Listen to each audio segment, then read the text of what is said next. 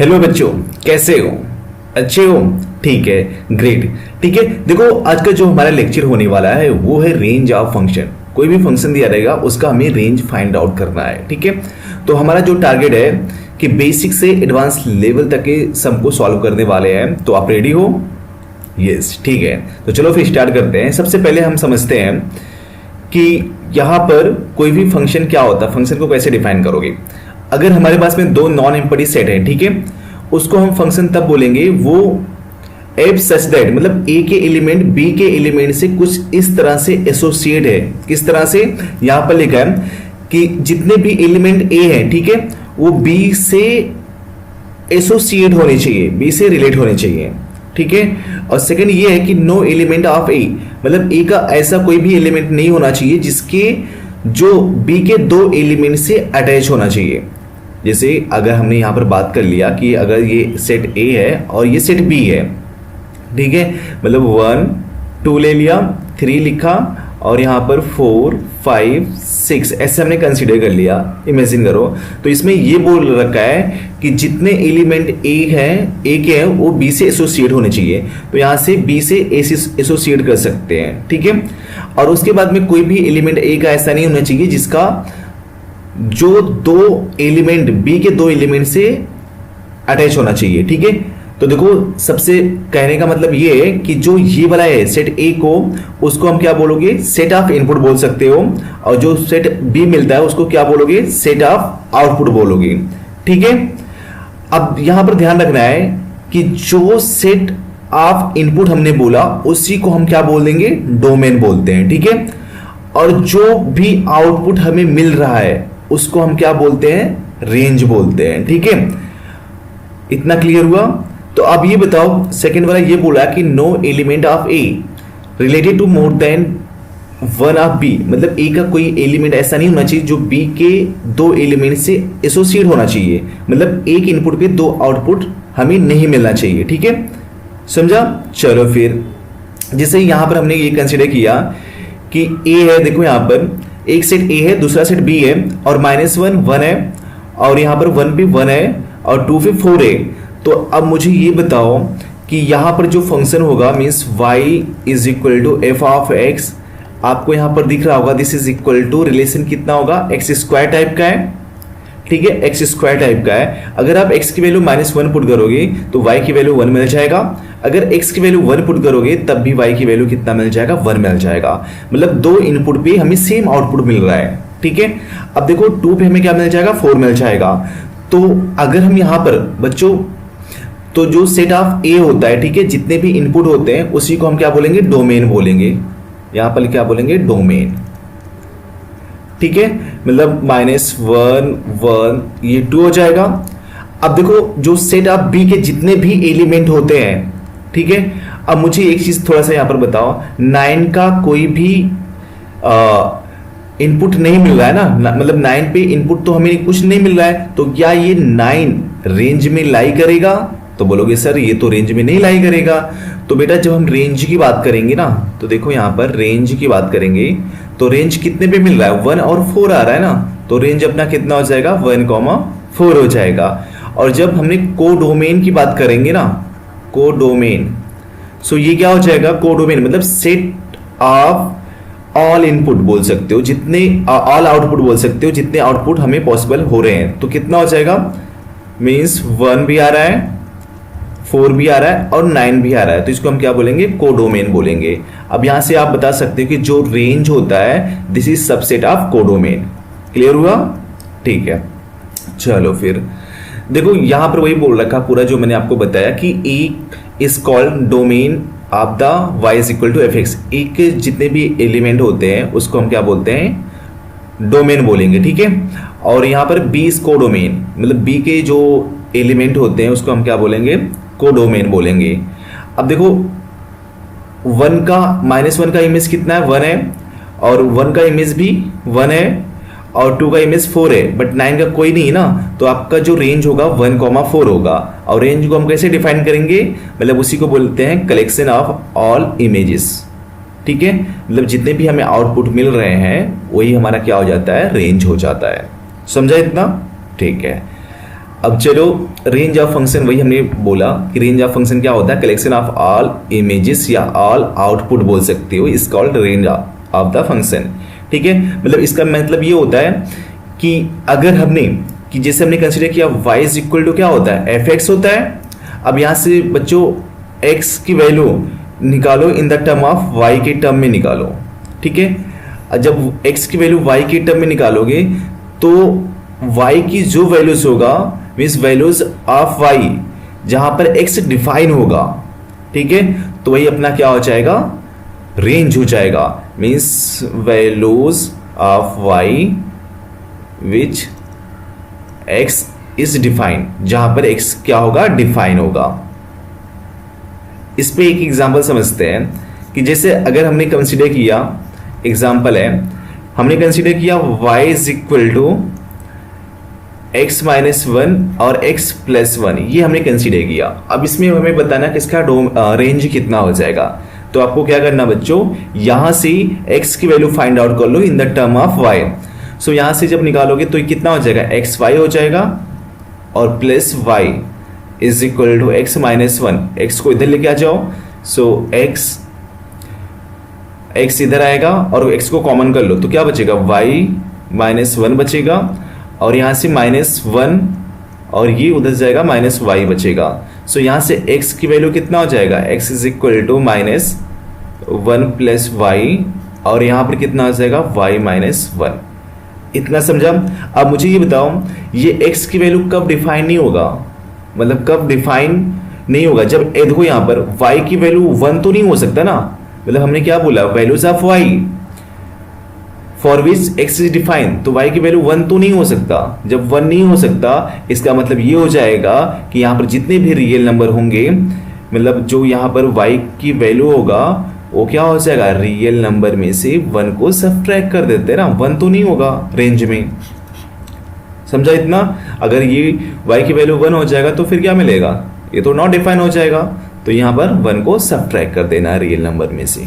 समझा इतना। चलो ठीक है बच्चों, अब देखो यहां पर इसको सॉल्व करते हैं और find the range of the following. ठीक है, अब यहां पर मुझे देख के बताओ, यहां पर फर्स्ट वाला जब सॉल्व करेंगे बच्चों तो देखो यहां पर पहले क्रॉस मल्टीप्लाई कर लो और यहां से x की वैल्यू फाइंड आउट कर लो in the term of y। So x y से मल्टीप्लाई करोगे एक्स वाई हो जाएगा और minus y is equal to one. So x y is equal to one plus y हो जाएगा। So x is equal to कितना हो जाएगा, x इज इक्वल टू आपका हो जाएगा one plus y divide by y हो जाएगा। इतना समझा। अब ये बताओ, अब यहां पर हमें क्या बताना है कि वैल्यूज ऑफ y, लोगे value of y for which x is defined, x जहां पर डिफाइन होगा ना, ठीक है, जब x कहां पर डिफाइन होगा। अब बताओ y की वैल्यू क्या नहीं हो सकता, जीरो नहीं हो सकता ना, y की वैल्यू क्या नहीं हो सकता, जीरो नहीं हो सकता। मीन्स यहां पर लिख सकते हो y is not equal to zero, y की वैल्यू जीरो नहीं हो सकता। तो ये बताओ रेंज जो हमारा होगा वो क्या मिल जाएगा, और यहाँ पर रियल नंबर हो जाएगा, तो रियल नंबर में से बच्चों हमें क्या सब्ट्रैक्ट करना पड़ेगा, जीरो को हटा दो, तो हमारा क्या मिल जाएगा, y का रेंज मिल जाएगा। समझा इतना। चलो ठीक है, अब देखो सेकेंड वाला सॉल्व कर लेते हैं। यहाँ पर लिखा है y is equal to x square minus one divide by x square minus one. ठीक है, तो यहाँ पर भी वही करना है, x की वैल्यू फाइंड आउट कर लो in the term of y। So ये मिल जाएगा x square y plus y is equal to x square minus one. X square यहाँ पर लेके आओगे कॉमन कर लो, सो एक्स स्क्वायर कॉमन किया, क्या बचा, y minus one is equal to, और यहाँ से देखो ये प्लस वाई है, उधर जाएगा माइनस वाई हो जाएगा, माइनस कॉमन कर लो, सो वाई प्लस वन मिल जाएगा। ठीक है, अब ये बताओ x square is equal to कितना हो जाएगा, this is also equal to minus y plus one और यहाँ पर वाई माइनस वन। यहाँ से एक्स इज इक्वल टू कितना हो जाएगा, plus minus minus y plus one और यहाँ पर वाई माइनस वन। अब ये बताओ इसके लिए x कब डिफाइन होगा, जब ये रूट के अंदर वाला टर्म क्या होगा, ग्रेटर देन और इक्वल टू जीरो हो जाएगा। तो यहाँ पर लिखोगे for define of x, for define of x, तो यहाँ पर क्या लिखोगे, माइनस y प्लस वन और यहाँ पर y minus one greater than और इक्वल टू 0 होना चाहिए। अब मुझे ये बताओ, यहाँ से जब इसको सॉल्व करोगे माइनस से मल्टीप्लाई करोगे, सो y प्लस वन और y minus one less than और इक्वल टू 0 मिल जाएगा। अब इस टाइप के क्वेश्चन को हम तो बेबी कर्व मेथड में सॉल्व कर सकते हैं। तो यहाँ पर जो y की वैल्यू आएगी बेटा वो क्या हो जाएगा, 1 तो नहीं होगा, मीन्स यहाँ पर क्या हो जाएगा, ओपन इंटरवल हो जाएगा 1 से माइनस 1 तक ले सकते हैं। ठीक है, मतलब यहाँ पर एक -1 हो जाएगा, दूसरा 1 तक हो जाएगा। समझा इतना?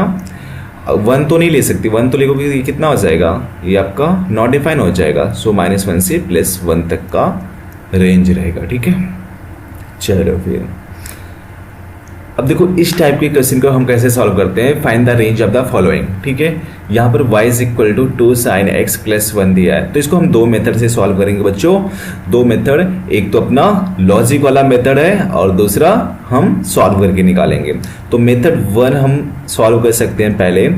अब मुझे ये बताओ, अगर हमारे पास में sin x है, ठीक है, sin x, तो आप बोलोगे सर sin x है, इसकी वैल्यू कहाँ से कहाँ तक लाई करता है, तो बोलोगे ये तो सर बहुत आसान है, -1 से लेके +1 तक लाई करता है ना। तो हम इसको क्या लिख सकते हैं बच्चों, इसको लिख सकते हैं sin x -1 से लाई करेगा कहाँ तक, 1 तक लाई करेगा। बोलो हाँ, यस, ठीक है। अब इसके बाद में देखो यहां पर क्या है, यहाँ पर 2 से मल्टीप्लाई है, 2 sin x है तो 2 से मल्टीप्लाई कर दो सब में, तो 2 से मल्टीप्लाई करोगे तो कितना हो जाएगा, -2 लेस देन और इक्वल टू 2 sin x मिल जाएगा, लेस देन 2 मिल जाएगा। अब इसके बाद में +1 ऐड कर दो, सो मतलब +1 ऐड करोगे तो कितना हो जाएगा, -1 हो जाएगा और 2 sin x प्लस 1 और यहाँ पर 3 हो जाएगा ना बच्चों। अब यहाँ पर क्या लिख सकते हो, -1 लेस देन और equal to this is y और यहाँ पर कितना है, 3 है। अब ये बताओ y की वैल्यू कहाँ से है, -1 से 3 के बीच में लाई कर रहा है ना, तो ये आपका क्या हो जाएगा, रेंज हो जाएगा ना। रेंज क्या होता है, values of y for which x is defined. So y belongs to कितना हो जाएगा, -1 से 3 तक हो जाएगा।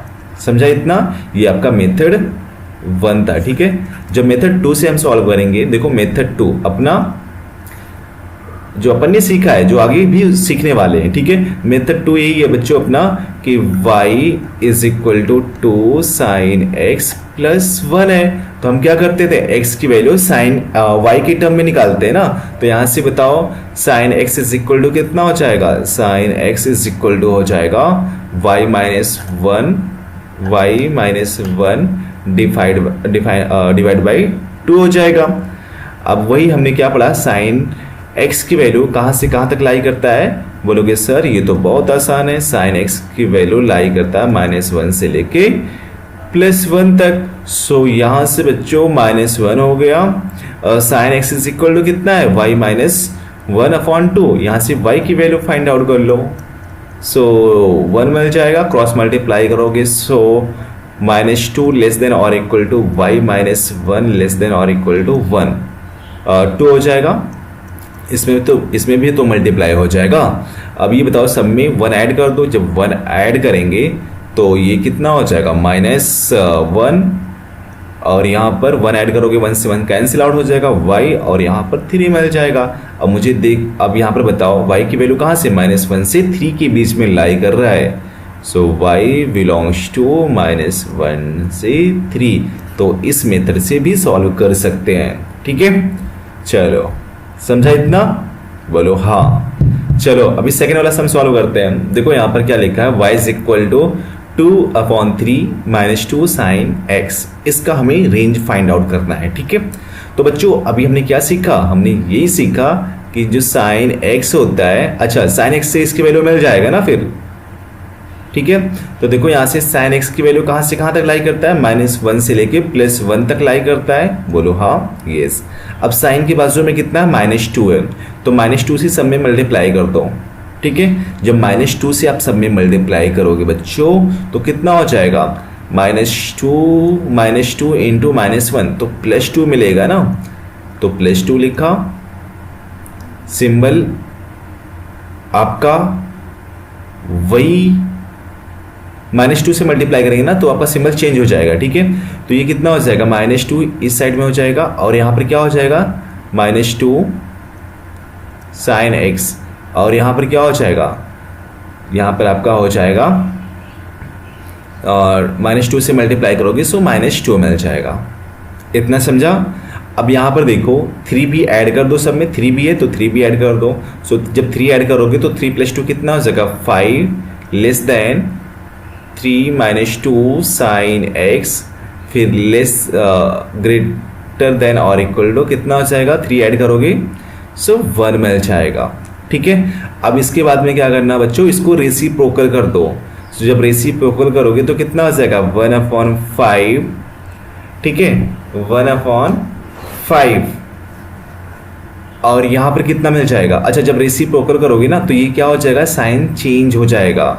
जैसे आपको पता है कि अगर 2 है और ये ग्रेटर देन किससे है, मतलब आप बोल सकते हो अगर हमने 4 लिया, 4 ग्रेटर देन किससे है, 4 ग्रेटर देन आपका है 3 से। जब इसको चेंज करोगे सो 1/4 जो होगा और 1/3, तो बताओ अब इसमें बड़ा कौन सा होगा, अब इसमें बड़ा कौन सा होगा, ये 1/3 वाला ना, जिसका डिनोमिनेटर छोटा हो जाएगा। जब इसको रेसिप्रोकल करोगे तो ये फिर से चेंज हो जाएगा, मीन्स आपका मिल जाएगा लेस देन, और ये 1/3 - 2 sin x, और फिर लेस देन और इक्वल टू 1। इतना समझा। अब यहाँ पर देखो ऊपर कितना है, 2 है, तो यहाँ पर क्या लिखोगे, 2 से सब में मल्टीप्लाई कर दो, सो 2/5, और यहाँ पर 3 - 2 sin x लेस देन 2। समझा। अब ये बताओ दिस इज इक्वल टू क्या, y है, सो यहाँ पर क्या लिख सकते हो, 2/5 लेस देन y, और यहाँ पर 2। अब ये बताओ y की वैल्यू क्या है, मतलब ये y की वैल्यू है जहाँ पर x डिफाइन होगा, मीन्स y बिलोंग्स टू 2/5 से कहाँ तक होगा, 2 तक का होगा, ठीक है। दिस इज क्या हो जाएगा, आपका रेंज मिल जाएगा, ठीक है।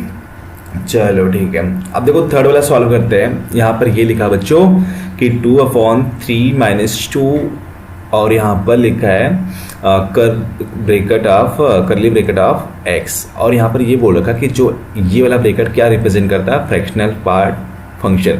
अब फ्रैक्शनल पार्ट मतलब क्या होता है कि उसकी वैल्यू 0 और 1 से छोटा होता है, 0 हो सकता है बट 1 से छोटा होता है ना। तो कहने का मतलब ये है, हमें ये पता है कि जो x होता है फ्रैक्शनल पार्ट ऑफ x वो लेस देन 1 होता है बट ग्रेटर देन और इक्वल टू 0 होता है। यही तो होता है, मतलब उसकी वैल्यू हमें 0 मिल सकता है और 1, ठीक है। अब मुझे ये बताओ यहाँ पर इसी से हम फाइंड आउट कर सकते हैं। तो सब में देखो क्या है, 2 से मल्टीप्लाई कर दो, मतलब सब में 2 से मल्टीप्लाई कर दो। जब सब में 2 से मल्टीप्लाई करोगे तो कितना हो जाएगा, ये तो ठीक है, -2 से मल्टीप्लाई करोगे। जब -2 से मल्टीप्लाई करोगे तो कितना हो जाएगा, -2 से मल्टीप्लाई करोगे ये तो 0 हो जाएगा और आपका साइन चेंज हो जाएगा। सो -2x मिल जाएगा और यहाँ पर कितना हो जाएगा, -2। इतना समझा। इसके बाद में 3 सब में ऐड कर दो। जब 3 ऐड करोगे तो 3 और यहाँ पर 3 - 2x मिल जाएगा, और यहाँ पर जब 3 ऐड करोगे तो 1 मिल जाएगा, है ना।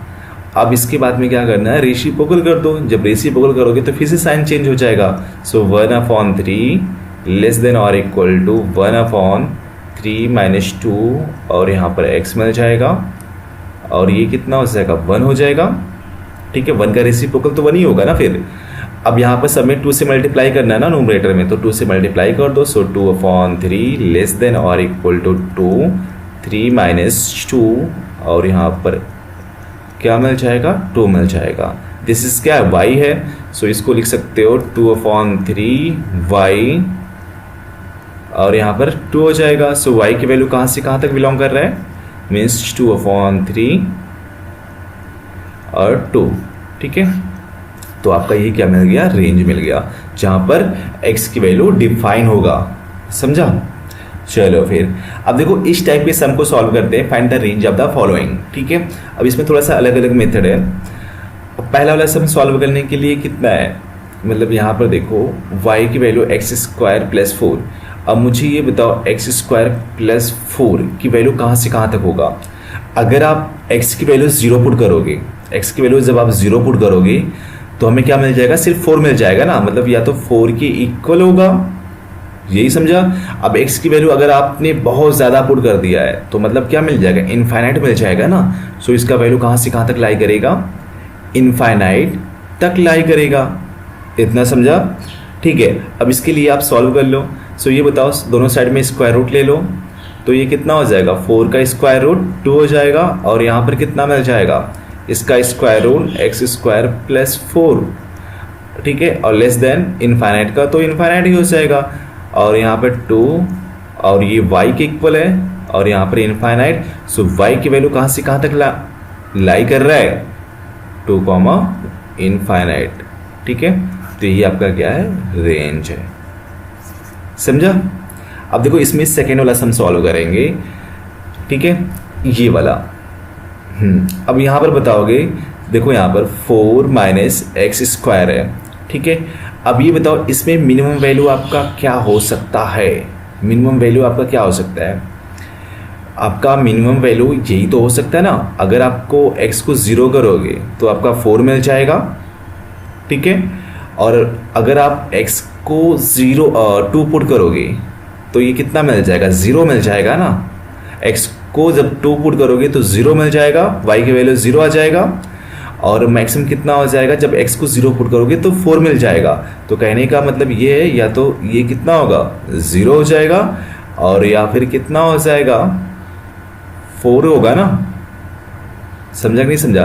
अगर आप x को 0 पुट करोगे, x को 0 पुट किया तो 4 मिल गया, ठीक है। अब 4 का स्क्वायर रूट कितना होता है, 4 का स्क्वायर रूट 2 होता है, तो y की वैल्यू कितना मिल जाएगा, 2 मिल जाएगा ना, ठीक है। अब इसके बाद में देखो यहाँ पर, अगर आपने x की वैल्यू को, ठीक है, x की वैल्यू को आपने यहाँ पर पुट किया तो क्या कितना मिल जाएगा, बताओ। यहाँ पर अगर आपने x की वैल्यू को 2 पुट किया तो 4 मिल जाएगा, और 4 माइनस 4 0 मिल जाएगा ना, तो y की वैल्यू कितना मिल जाएगा, 0।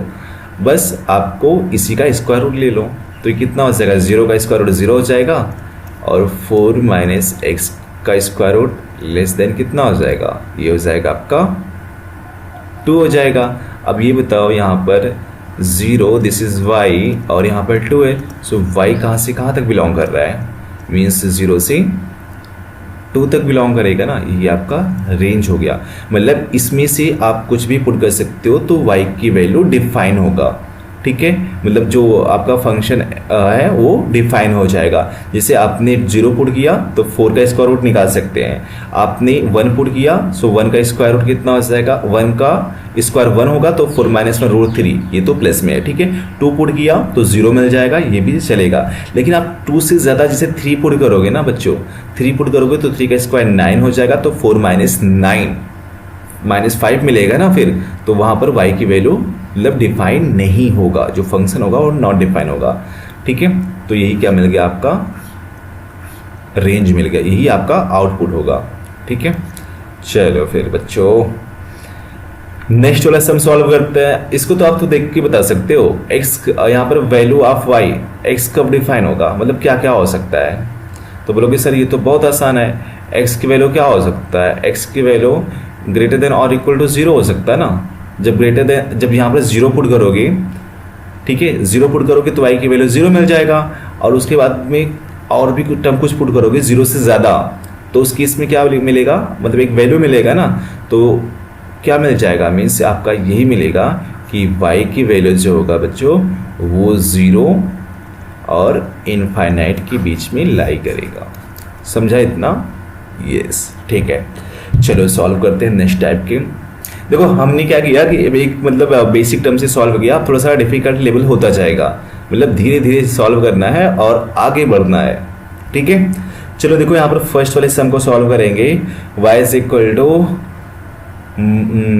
X square plus x plus 1, ठीक है।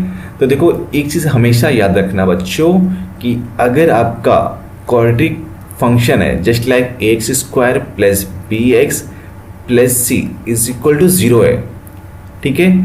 अगर a ग्रेटर देन 0 है, ठीक है, a ग्रेटर देन 0 है, तो आपका जो रेंज होता है ना बच्चों, जो रेंज होता है वो क्या होता है, this is equal to minus d upon 4a comma infinite. ठीक है, दूसरा ये है बच्चों, यहाँ पर अगर a की वैल्यू लेस देन 0 हो जाएगा तो आपका जो रेंज होता है वो क्या होता है, सेम होता है, बट साइन आपको चेंज कर देना। पहले इसको लिखना minus infinite to d upon 4a, और ये क्या हो जाएगा, निगेटिव में हो जाएगा। ठीक है, यहाँ पर ये क्या होगा, नेगेटिव में हो जाएगा, डी अपॉन 4a। समझा? तो देखो यहाँ पर ये क्या है, a ग्रेटर देन 0 के लिए है कि नहीं है, तो ये बताओ इसका रेंज कितना हो जाएगा। रेंज सीधा लिखोगे सर, ये तो हो जाएगा माइनस डी अपॉन 4a और ये कॉमा इनफाइनाइट हो जाएगा। सो डी की वैल्यू कितना होता है, b square minus 4ac। So b की वैल्यू निकाल लो बच्चों, ये हो जाएगा आपका minus b square minus 4ac upon 4a, और ये तो इनफाइनाइट रहेगा। सो यहाँ पर माइनस बी की वैल्यू कितना है, 1 का स्क्वायर 1 माइनस 4, और a and c is also 1, so 1 into 1 और अपॉन 4 इंटू 1 और इनफाइनाइट। ठीक है, सो ये बताओ बच्चों क्या मिल जाएगा, 1 का स्क्वायर 1 माइनस 4 माइनस 3, और ये माइनस है, so plus 3 upon 4 comma infinite. तो दिस इज क्या हो जाएगा, रेंज हो जाएगा। समझा? Means y belongs to 3 upon 4 to infinite. Clear? ठीक है, अभी नेक्स्ट वाला सम सॉल्व करते हैं। तो देखो नेक्स्ट वाला यहाँ पर क्या है, a लेस देन 0 के लिए बात कर रहा है ना, तो ये बताओ इसका रेंज क्या होता है। रेंज तो यही होता है, means minus infinite to minus d upon 4a। ठीक है, अब यहाँ से बी स्क्वायर माइनस 4ac की वैल्यू पहले निकाल लेते हैं। बी स्क्वायर माइनस 4ac की वैल्यू कितना होगा, माइनस 2 का स्क्वायर माइनस 4a की वैल्यू माइनस 1, c प्लस 3, सो 4 माइनस माइनस प्लस 4 12, ये तो होगा, और ये 16 मिल जाएगा। ठीक है, अब यहाँ पर पुट कर दो। ठीक है, सो ये बताओ यहाँ पर कितना आ जाएगा, रेंज जो होगा बच्चों माइनस इनफाइनाइट, ये ओपन इंटरवल होगा, माइनस इनफाइनाइट, और माइनस डी की वैल्यू कितना आया है, 16 आया है ना, और यहाँ पर कितना है, प्लस 16 है, तो माइनस 16 और 4 इंटू ए की वैल्यू कितना है, माइनस 1 है। ठीक है, सो माइनस इनफाइनाइट, और देखो माइनस माइनस प्लस हो गया, सिर्फ 4 मिल गया। ठीक है, सो रेंज कितना आ गया, रेंज जो है आपका आ गया, range means y belongs to minus infinite to 4, this is range मिल गया। ठीक है, जहां पर x की वैल्यू क्या होगा, डिफाइन होगा। चलो फिर नेक्स्ट वाला सम सॉल्व करते हैं बच्चों, ये वाला। अब जब आपको एक इंटरवल दिया रहेगा ना, तो आपको क्या करना है, यहाँ पर एक चीज़ समझो कि इसमें, ठीक है, इसमें आपको क्या करना है कि यहाँ पर, अब ये बताओ जब कोई भी क्वाड्रेटिक इक्वेशन होता है तो उसका कर्व कैसा होता है, कुछ इस टाइप का होता है, मतलब यू शेप में होगा। अगर a ग्रेटर देन 0 होगा तो ऐसा होगा। ठीक है, अगर a लेस देन 0 होगा तो आपका ग्राफ कुछ इस टाइप का बनता है। ठीक है, अब ये बताओ इसका जो वर्टेक्स होता है वो कितना होता है, वो कितना होता है, वो होता है माइनस b अपॉन 2a होता है, और यहाँ पर कितना होता है, यहाँ पर होता है माइनस d अपॉन 4a। ठीक है, अब आपको ध्यान रखना है, क्या ध्यान रखना है बताता हूँ। तो सबसे पहले यहाँ पर माइनस b अपॉन 2a की वैल्यू फाइंड आउट कर लो। ठीक है, माइनस b अपॉन 2a की वैल्यू फाइंड आउट करोगे, सो यहाँ पर माइनस b अपॉन 2a कितना हो जाएगा, माइनस 2, और 2a की वैल्यू कितना, 1। अब ये बताओ यहाँ पर कितना आ रहा है, माइनस 1 आ रहा है। ठीक है, माइनस 1। अब ये बताओ, ध्यान रखना, माइनस 1 क्या इस रेंज में लाई कर रहा है, तो बोलोगे सर नहीं लाई कर रहा है, लाई तो नहीं कर रहा है ना बच्चों।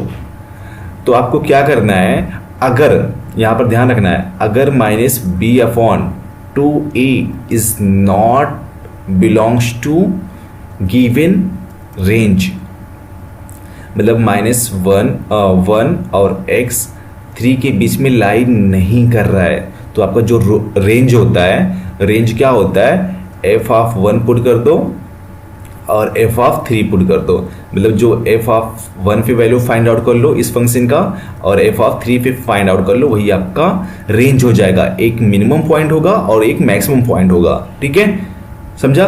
तो f1 पे वैल्यू कितना मिल जाएगा, 1 पुट कर दो, सो 1 + 2 + 4, तो ये कितना हो जाएगा, 7 हो जाएगा।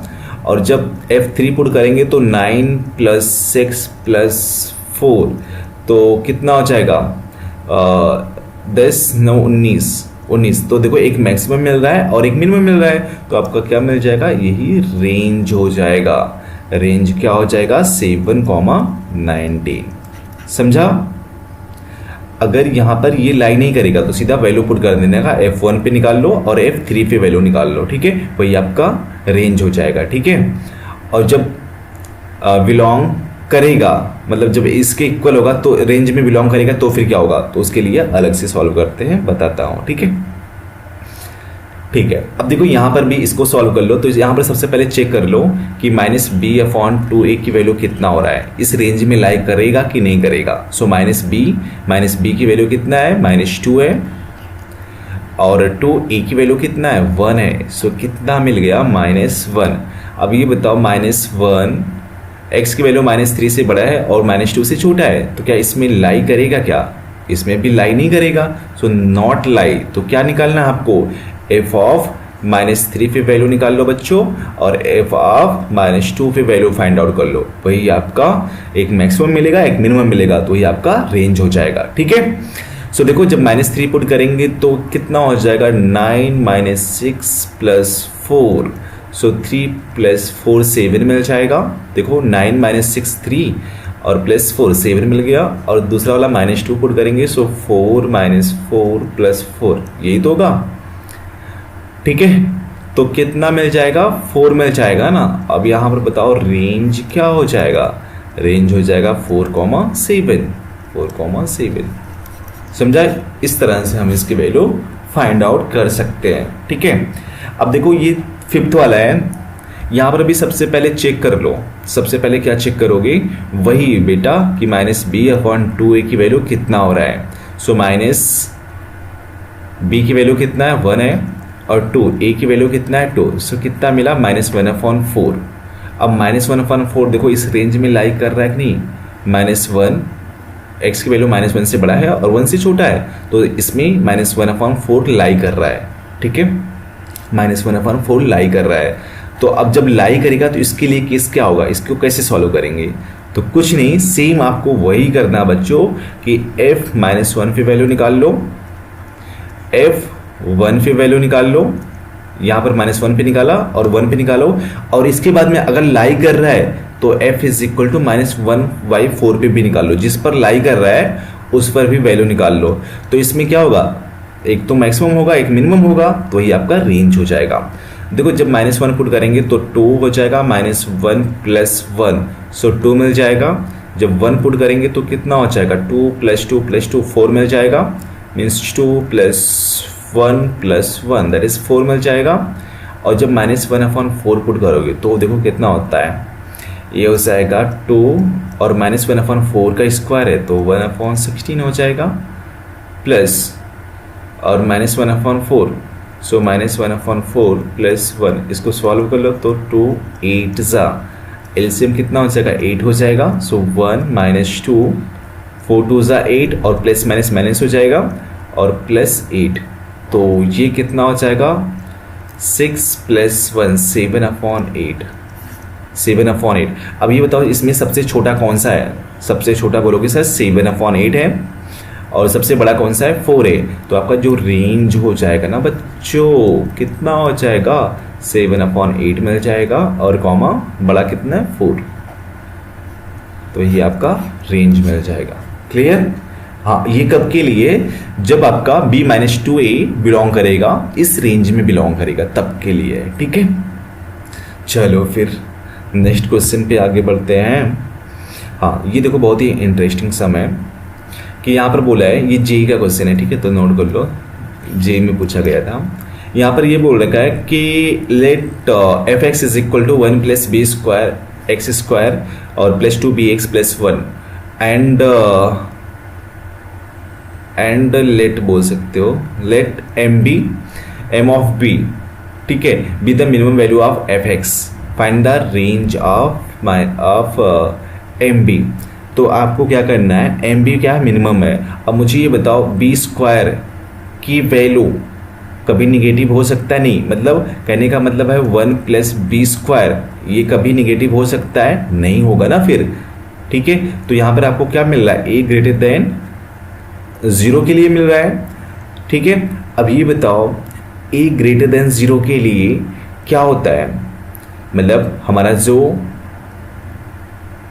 रेंज होता है, ठीक है, वो क्या होता है, हमने यही डिस्कस किया था। अगर हमारे पास में ए ग्रेटर देन 0 होता है तो आपका जो रेंज होता है -d/4a कॉमा इनफाइनाइट होता है ना, यही होता है। ये मिनिमम वैल्यू होता है और ये मैक्सिमम वैल्यू होता है, इतना होता है। तो यहाँ से मिनिमम वैल्यू पूछा है ना, तो एम बी क्या है, मिनिमम वैल्यू है। तो m b is equal to कितना हो जाएगा बच्चों, m of b is equal to -d/4a, यही तो होगा। अब यहाँ से सबकी वैल्यू निकाल लो, तो ये बताओ -d/4a की वैल्यू कितना हो जाएगा। सो देखो पहले d की वैल्यू निकाल लो, तो क्या होता है b स्क्वायर -4ac। सो b स्क्वायर कितना है 2b का स्क्वायर, और -4a कितना है 1 प्लस बी स्क्वायर, और c कितना है, c इज 1। सो सॉल्व कर लो। सो 4b स्क्वायर -4 और -4b स्क्वायर, यही है, तो ये कैंसिल आउट हो गया।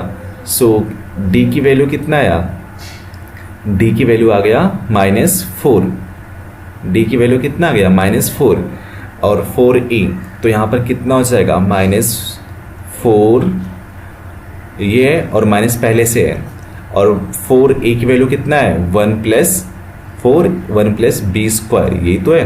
सो देखो प्लस हो जाएगा, 4 से 4 कैंसिल आउट हो जाएगा। So m of b is equal to क्या मिल जाएगा 1/1 प्लस बी स्क्वायर, ठीक है। अब हमें क्या बताना, रेंज बताना है, इसका रेंज m ऑफ b। अब मुझे ये बताओ इसका रेंज क्या होगा। अगर आपने b को 0 पुट कर दिया है, b को 0 पुट करोगे तो इसका वैल्यू कितना हो जाएगा, तो बोलोगे सर 1 मिल जाएगा, 1/1 मिल जाएगा, ठीक है। और इसके बाद में अगर b की वैल्यू आपने 1 पुट किया, सो 1/2। अब ये बताओ अगर आपने b की वैल्यू 1 पुट किया है, सो 1/2 मिल जाएगा। अगर आपने b की वैल्यू 1/2 मतलब कितना होता है 0.5 होता है। अगर आपने b की वैल्यू 2 पुट किया तो 2 का स्क्वायर 4 हो जाएगा, मीन्स 1/4 मीन्स 0.25। मतलब ये क्या हो रहा है, डिक्रीज होता जा रहा है, नहीं हो रहा है। अभी जैसे जैसे आप वैल्यू इंक्रीज करते जा रहे हो b की, तो d मतलब m ऑफ b क्या हो रहा है, इंक्रीज हो रहा है। सो कितना मिल रहा है, मतलब 0.5 हो रहा है और यहाँ पर 0.25। मतलब एक केसेस ऐसा आ जाएगा जब इसकी वैल्यू 0 की होगा ना, मतलब 0.25, फिर उसके बाद में 0.00 और भी उससे कम आ जाएगा, फिर और भी मतलब अप्रॉक्सीमेटली 0 के आसपास होगा ना। तो अब ये बताओ, एक तो 1 मिल रहा है, दूसरा 0 मिल रहा है, तो मिनिमम वैल्यू क्या हो रहा है 0 और मैक्सिमम वैल्यू क्या मिल रहा है 1 मिल रहा है, ठीक है। तो यही आपका क्या हो जाएगा, यही आपका रेंज हो जाएगा, ठीक है, यही आपका रेंज हो जाएगा। तो यहाँ पर ऑप्शन डी राइट मिल जाएगा, ठीक है। चलो ठीक है, ठीक है। तो आई होप इतना समझ में आया होगा। नेक्स्ट लेक्चर में हम इस टाइप के रेंज को फाइंड आउट करना सीखेंगे, ठीक है। तो आप बने रहिए और इसको ट्राई कर सकते हो, ठीक है। और अदरवाइज हम इस लेक्चर को आगे हम डिस्कस करेंगे, ठीक है। तो चलो फिर बाय बाय, टेक केयर, ध्यान रखना।